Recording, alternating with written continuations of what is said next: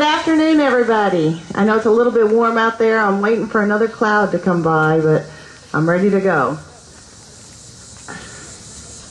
I grew up in a very conservative family, so I never imagined that one day I would be standing in front of a crowd of people speaking out against my government. But I found that my fear of the direction that this country is heading in was much greater than my fear of public speaking. Every day I catch myself waking up and going, what is happening to my country? Over the last month, I watched dozens of town halls on the news, and I saw thousands of Americans display anger towards their elected officials over the push for nationalized health care. I believe what I observed was a frightened response by the people and a feeling of powerlessness against our current administration. I was, and I still am, appalled that Washington had the audacity to try to diminish the voice of the American people by referring to us as things as AstroTurf, right-wing domestic terrorists, or paid Republican operatives.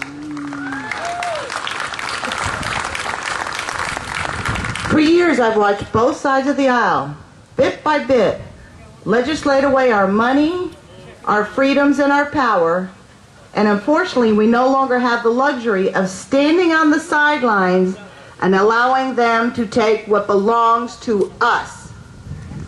There's a good reason our Constitution was heralded as a stroke of genius.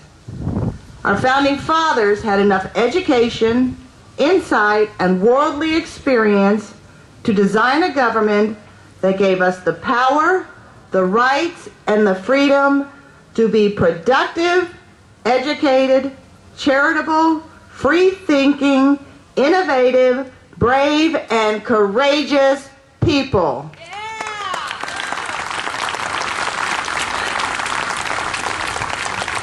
Our Bill of Rights purposely placed the bulk of the power in the hands of the people through individual rights. And any remaining power was intended to trickle up to the top through our local, state, and federal levels, with only a small amount of power delegated to the federal government. Well, you know what they say. When the going gets tough, the tough push back. Washington has long forgotten where the power belongs, and as American citizens, we have to make every effort to let them know that we have not forgotten who is in charge.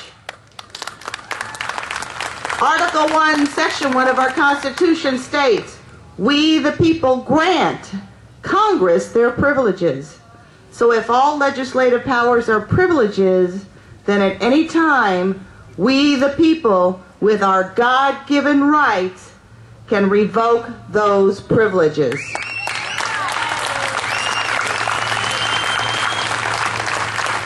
If we allow Washington to continue on its current path, we will all soon be enslaved to the very institution that is supposed to protect us.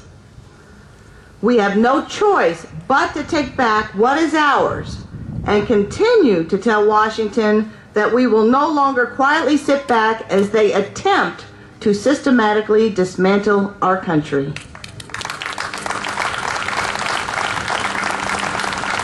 We have to make every effort to stop legislation that allows the government to take more of our money and disperse it as they deem fit. We must constantly remind ourselves that the more money our government legislates into their hands, the less power we have.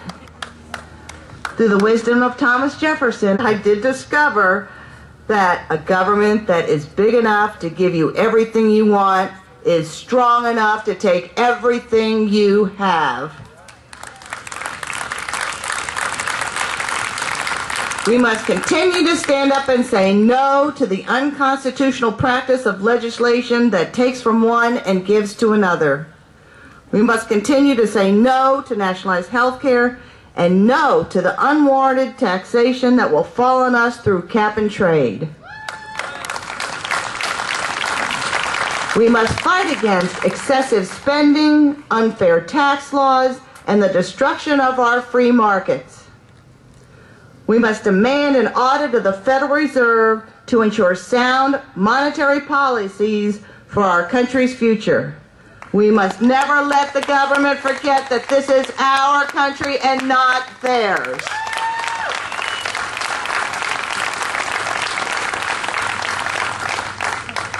I have been so thankful that America is waking up. Through our efforts, we can regain our power, but we can only do it in numbers. We have no choice but to pull together and tell Washington that we will no longer let them ignore the limited powers granted to them by our Constitution. Our best weapon of defense is to be informed and to stay informed. We must continue to watch the news, read the paper, talk to our family and friends, get on the internet, go to the town hall meetings, get involved with local liberty groups, come to the rallies, and speak out against any bill introduced to Congress that weakens the power of the people.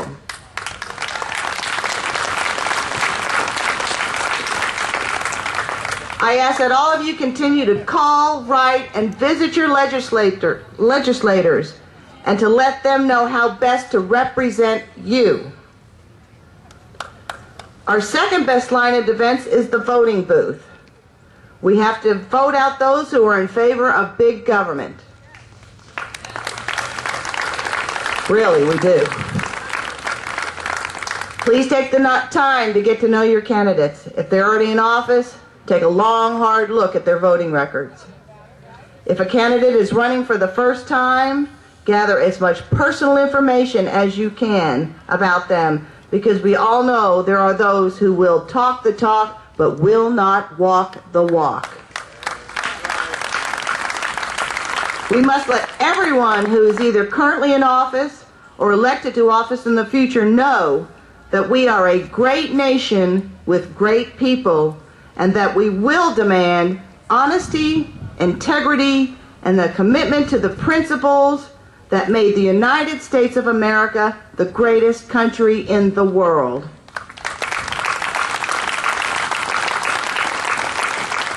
It will take a lot of time and effort to push back our government, but Mark Twain once said, "In the beginning, the patriot is a scarce man, brave, hated, and scorned. When his cause succeeds, however, the timid join him, and for then it costs nothing to be a patriot." Thanks, I'm glad you wanted to hear it twice. We have become a society of government watchdogs, and we've got them on the run, but we cannot stop now. It is our duty as Americans to continue to combine our efforts as we did on 9/12 and put the majority of power back into the hands of we the people.